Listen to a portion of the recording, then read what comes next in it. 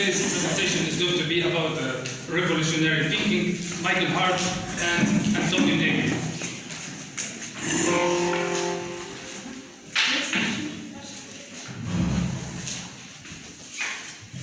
The outline is going to be as follows. First, we are going to deal with the empire thesis, and then we will deal with decline and fall, their road to revolution, and we will examine problems with the empire thesis. Michael Hardt obtained an engineering degree in the College of Pennsylvania. He took part in the College of Politics during the 1970s, where he campaigned for the development of alternative energy. He obtained a PhD in comparative literature, and he is a professor of literature and Italian language at Duke University. Antonio Negri is a professor at the Padua University in the field of state theory.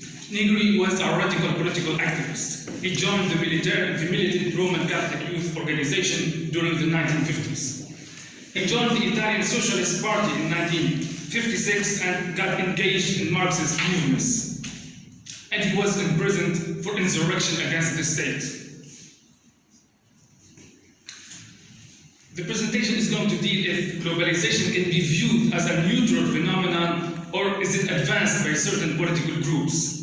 For Hardt and Negri, there is no doubt that globalization is far from some neutral phenomenon beyond the control of individuals or small groups. Rather, it is an orchestrated form of imperialism and something that needs to be resisted vigorously and with the ultimate goal of overthrowing it. The empire thesis. Now we are going to shed light on the influence of Hardt and Negri. So the influence of post-structuralism. The post-structuralist epistemological position is evident in Hardt and Negri's arguments about empire, most notably in their relational conception of power, which owes much to Michel Foucault. There is also an influence of Gramsci. Being Marxians, Hardt and Negri are influenced by Gramsci's theory of cultural hegemony, which describes how the state and ruling capitalist class, the bourgeoisie, use cultural institutions to maintain power in the capitalist societies.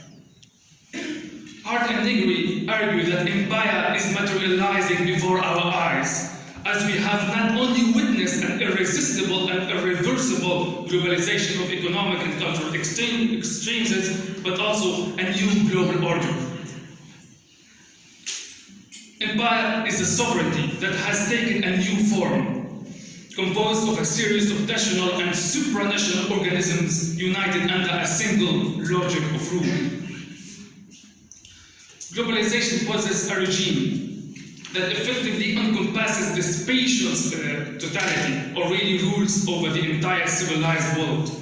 Globalization presents itself not as a historical regime originating in conquest, but rather as an order that effectively suspends history and thereby fixes the existing state of affairs for eternity. And here he makes a reference of the end of history by Fukuyama, where he stated that liberal capitalism is the final form of a human government.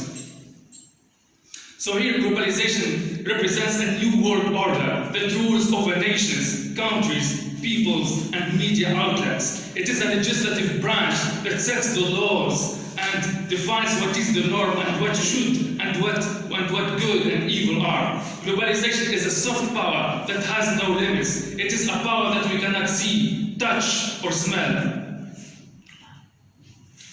Globalization rules over all aspects of the social order. In other words, it does not only manages a territory, but a population, but also creates the very world we inhabit.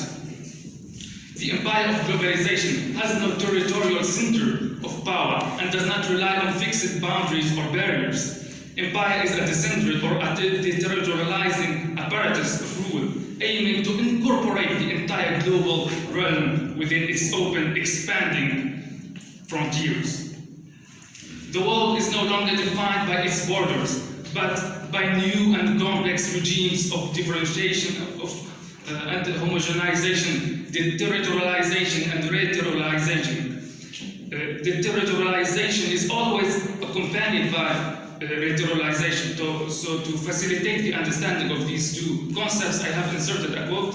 For example, when the Spanish Hernán Cortés conquered the Aztec Empire, and after the Spanish deterritorialized or eliminated the symbols of the Aztecs' beliefs and rituals, the Spanish then rhetoricized it by putting up their own beliefs and rituals. So here, globalization destroys or eliminates the cultural aspects of every civilization to install another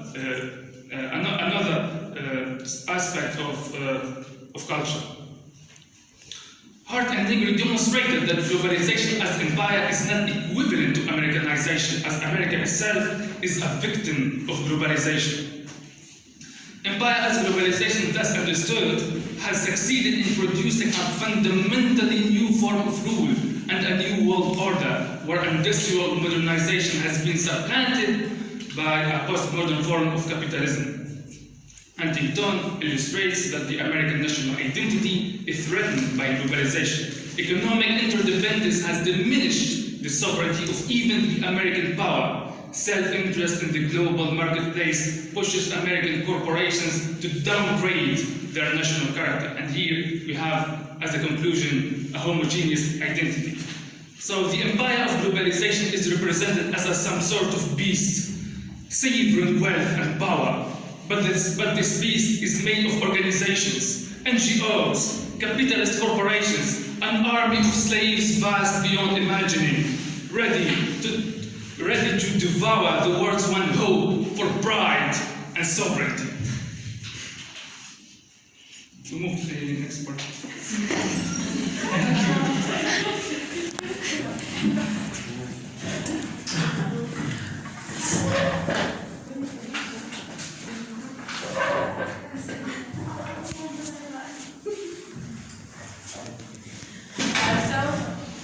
I won't be presenting the same style, but still.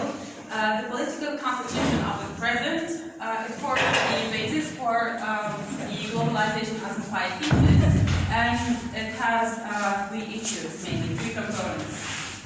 So first, the issue of contemporary world. The world order, according to Hardt and Negri, has not rise up spontaneously out of the interactions of radically heterogeneous forces, like what we've seen with Wolf and Friedman, the argument of the neoliberal free market perspective, and also it is not dictated by a single power and a single center of rationality transcendent to global forces, like what we see with the radical thinking of Klein, which says that globalization is a conspiracy theory. However, Hardt and Negri said that empire is a juridical transformation to a world order that is shaped by common ethical political dynamic. That means that the world order in the era of empire is based on consensus and seeks to enlarge the realm of consensus that supports its own power.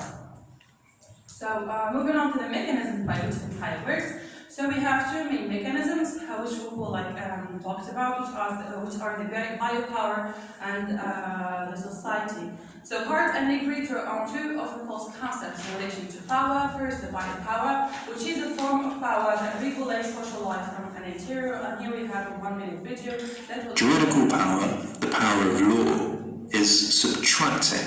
It removes the option to do something, to speed, for example, and in a way is repressive. But again, the biopower Foucault describes is productive too. Sometimes institutions like the government, police, or the military exert their power by physical, repressive shows of force, crowd control, tear gas, executions, military occupations. But they also exert biopower by way of discipline and training. Again, we think of an action on an action. Handling weapons, driving, flying, schedules, tests, grading, assault courses, police conduct. These are the moments biopower is exerted through the possibility of rewarding or punitive measures, the encouraging or constraining of certain actions. These actions then have an effect on others, citizens for example, and their possible actions, where they go and how they act.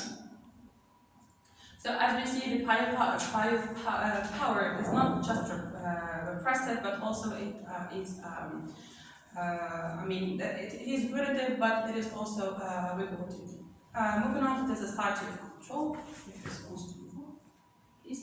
So the society of control is the kind of society that is able to adopt the biopolitical context as its exclusive terrain of reference. So power here is expressed as a control that extends through the depth of the consciousness and bodies of the population. And also we have... While living in a society of control can feel incredibly freeing at times, it also comes with increased surveillance. Think of how this happens with smartphones. They're devices that are freeing in that they provide us access to the information superhighway, but they also exhibit new forms of control because they're always collecting data based on our actions and interactions with the technology. Thus, unlike disciplinary societies where workers are geographically linked to their places of employment and consumers purchase items in the confines of various physical markets, societies of control and the technology embedded within them provide freedom in that we can move around more, work and communicate in more flexible ways, and even buy practically anything with a few taps on a screen. This means that those of us living in societies of control often find it difficult or even impossible to find a way to disentangle ourselves from professional and interpersonal communication. So the empire defines a new world order that guides and animates even the most intimate of human practices, as we saw with the video. Like, for example, buying clothes, reading books, watching TV, using smartphones, etc. So the transportation network companies are amongst the key agents that construct the fundamental conductive fabric of the biopolitical world, as they directly structure and articulate territories and populations. So other institutions such as the IMF and World Bank are also part of this complex, as the great industrial and financial powers produce not only commodities but also subjectivities. So new communications technologies are a key contributor to the capacity of achieving this as a means of transmitting and shaping the imaginative constitution of this form of biopower. Now moving on to the third component, which is the contemporary world order in the era of globalization, as empire is not an entirely negative situation. So here they say, Hardt and Negri say that empire is not just negative, but it has some positive aspects. So the construction of empire, they said, is good in itself, but not good for itself. So it played, for example, a role in ending colonialism in its old form, but it built a new form of power that resulted in exploitation, sometimes more brutal than the exploitation performed by old imperialism. This is the same as Marx claims that capitalism is better than other forms of production preceding it. So it is the best among the worst. So globalization is understood as a regime of the production of identity and difference, where it is impossible to re-establish local identities that are in some sense outside and protected against the global flows of capital and empire. Moving on to the passages of sovereignty and production. So Hardt and Negri said there is, in the era of empire, there is a passage of both sovereignty and production. So start with the sovereignty. Nation states are both a vehicle of repression and a potentiality of progressive social change. So in this respect, the concept of liberatory national sovereignty is ambiguous and somehow contradictory, because people, when they have like this kind of nationalist movement, they won't like to liberate themselves from the foreign forces, but at the same time they are like adhering to the control of the domestic domination. So, however, both national liberation and sovereignty are powerless in the face of globalization, and hence Hardt and Negri suggest. I was saying Negri all the time, sorry.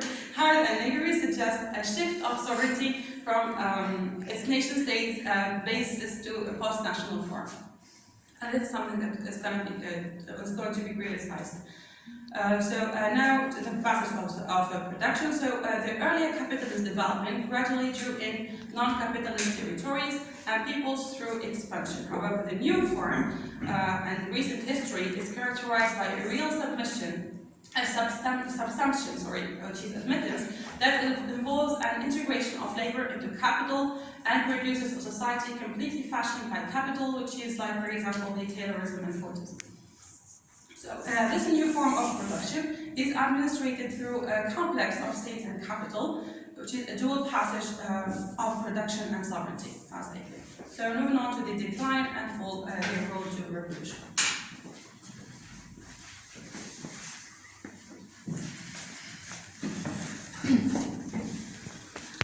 So, the decline and fall of empire. So Hardt and Negri believe that the modus operandi of the empire will be the main cause of its destruction. The theory of the constitution of empire is also a theory of its decline. Multitude and democracy. First, we have to define the term of the multitude. Multitude is the mass of ordinary people without power or influence. To contextualize the concept, we could state that the multitude surpass previous ideas of international proletariat. So, and this is the same method of the New Left. For example, the New Left during the 60s, they view the student movements as the new revolutionary powers. However, also the left today, they see that, that the minorities in the West, they see them that they are the new revolutionary power and that they are replacing the proletariat. This is how this is the leftist view how it progresses over time. Hardt and Negri theorize a form of resistance against the empire, where the multitude should move from mere criticality to application by recognizing and engaging with imperial initiatives and not allow them to continually re-establish order. To employ this theory, Hardt and Negri proposed three practical elements. First, the right to global citizenship, the right, which is the right to movement and to immigration for economic purposes. Hardt and Negri highlight the first element as follows. The multitude thus must be able to decide if, when, and where it moves, as well as having the right to stay and enjoy one place rather than being forced constantly to be on the move. As a result, the multitude will be able to reappropriate control over space. And this is when it comes to immigration and minorities. The right of the to social wage and guaranteed income for all. This objective was clearly stated by Hardt and Negri, which reads as follows. Social wage should extend well beyond the family to the entire multitude, even those who are unemployed. And this is the welfare state. The right to the reappropriation of the means of production. In other words, having free access to and control over knowledge, information, communication, and effects. And this is the aspect of the control over media and universities. So, are they really suggesting an infiltration of globalization? In their book, Multitude, War and Democracy, in the Age of Empire, Hardt and Negri reveal that the multitude is also a concept of race, gender, and sexuality differences. This is also about the minorities. The kind of the multitude is therefore the real flesh of the postmodern production. When this flesh is imprisoned and transformed into the body of global capital, it finds itself within, both within and against the process of capitalist globalization. And this is how, this is the method of Hardt and Negri. With this method, Hardt and Negri will be able to sing the symphony of the destruction of the bones of globalization under the boots of the multitude.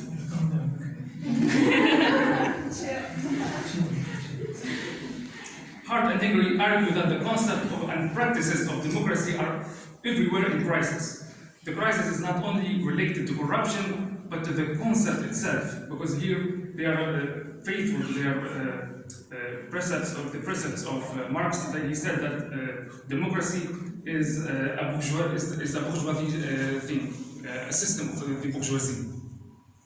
What is needed is a new form of democracy that draws on the decision-making ability in common of the multitude. Are they really suggesting a tyranny of the multitude? Move to the next one.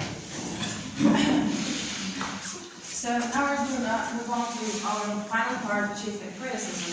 And we can, for example, criticize their thinking by, for example, returning to this example. When he says the right to social wage and guaranteed income for all, this is like again some some individualistic aspects of some countries, for example, the USA won't really like this. The right to be reapportioned of the means of production, this thing that we discussed last time when we talked about the access of information and the free access and how it's going to kill the artists and artists and so on. There is a famous philosopher and thinker who he was an Argentinian political scientist. His name is Arthur Warren, who criticized them a lot.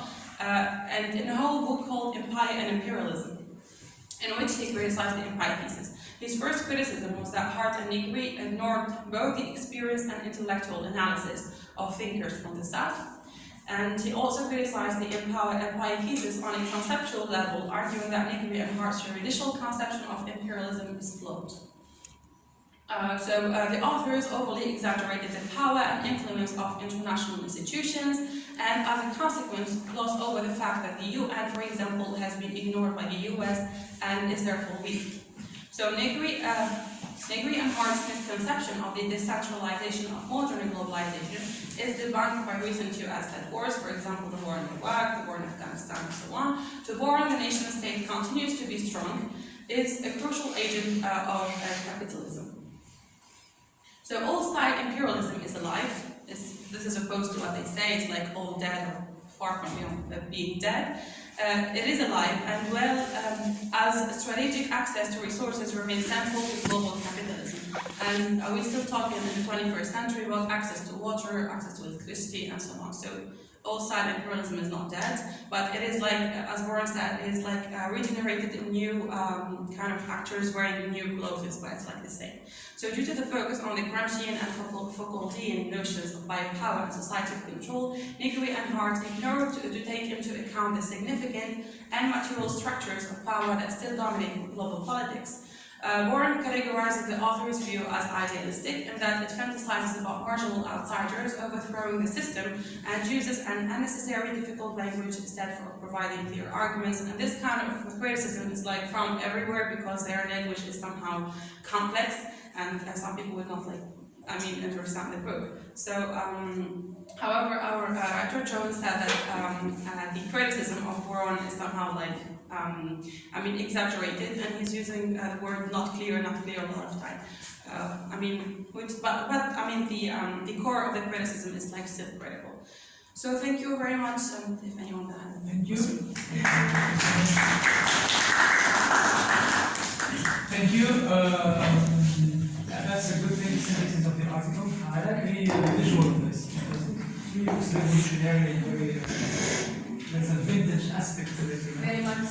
Very Marxist, yeah. And USSR 1917. But it fits, so good. Khulud is very, how should I say,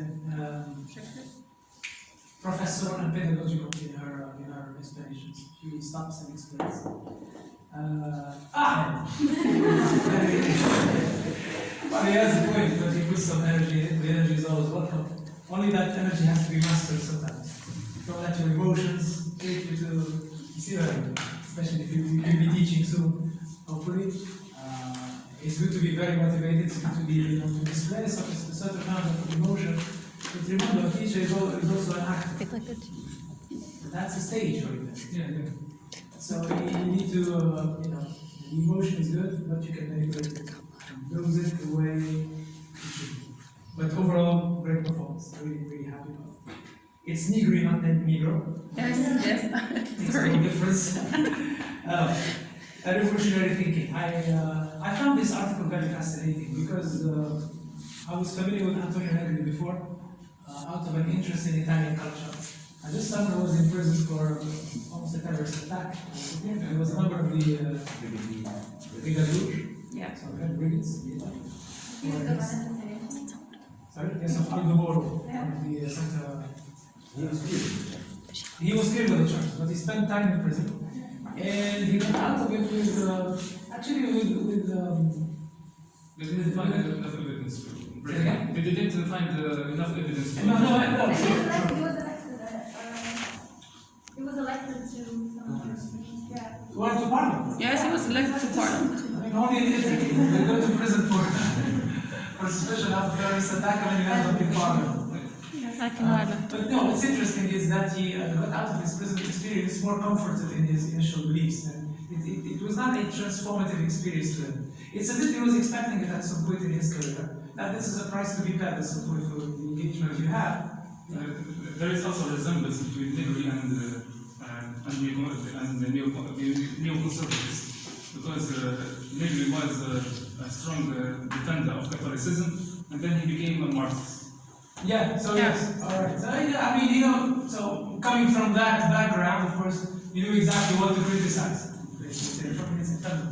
The fact that he left Italy for France, like, and say that for a long time, when people were like inviting him after he was like elected for the parliament, but he did not want to come back, and that like affected his credibility on the radical thinkers there in Italy. But then he finally, went back and served the last sentence of his prison, and then he moved. Well, yeah, I mean, the thing is, if you're talking about his bio, there's always something ridiculous about, really, Yes. about those who are radicals. In the Yes. sense that you always find someone who pretends to be more radical than you are. I mean, he was criticized by younger leaders of the movement for having left Italy and found refuge in France and started an academic career in France. When Sidney was looking for a space to express his ideas freely, he no longer felt secure in the Italy of the 1980s, and he could have been brought to prison for any pretense. He simply looked for, you see what I mean? A safe space to continue the fight, you know. And even the book was released when he was in the prison. Right. I mean, the thing is, and being criticized by people who didn't go through what he went through, and who really was a bit ridiculous, it was a bit too much. I think it affected him at some point. I mean, he lost hope in Italy as a nation at some point, and hence he developed this book. There are a few interesting things in this article. Can any one of you, before we start, draw a quick comparison between Negri's view, Negri and Hardt, by the way, because it's a common publication, their view on globalization as compared to Naomi Klein's, what we talked about last week. Because the two are on the left, Yes. but it seems to me it's not the same left. Yes, in a word like Hardt and Negri are like have like this aspect of soft radicalism. So it's a kind of radicalism, but it's soft, and they wanted, they tried like to, talk about not only economy and so on, and try to impose like some kind of social political life, and try to criticize this aspect of social political life and the higher power, and as we said, the social society of control and so on. But as Joan said, they failed in doing so because. No matter how much they try to, go far from economy, they go back to economy and they go to criticize the economy. Yeah, and we find that. Even Zizek, for example. Zizek, what, sorry? Zizek. Zizek, yes. Yeah, exactly. He said that Hardt and Negri rewrote the Communist Manifesto. Yes. Yes, that was my next question. Yes, yes. And they said that Hardt and Negri are trying to infiltrate globalization. They wanted to enter into globalist organizations by defending these ideas, the three principles. So resistance from within. Yes. Three elements. And then they took the strategy that they used really worked. Because now globalization is defended by the leftists. And the leftists during the 90s and 80s, they were against globalization. And suddenly they became supporters of globalization. So you need to better direct it. Yeah. So rather than, since the wave is there and it's taking all over the place, rather than trying to resist, which would be useless, Yes. it's better to infiltrate and then drive it from the inside. Yeah, they said if they're gonna resist. Even, for example, conservatives in America, they were in the beginning, for example, Reagan, Patrick Buchanan, Fukuyama, they defended globalization in the beginning. And now, if we see look at Trump and the supporters of Trump and the conservatives in America, they are against globalization. They lost control of globalization. So the strategy of Hardt and Negri worked. That's the strategy. Yeah, I think what's interesting, first I agree with you.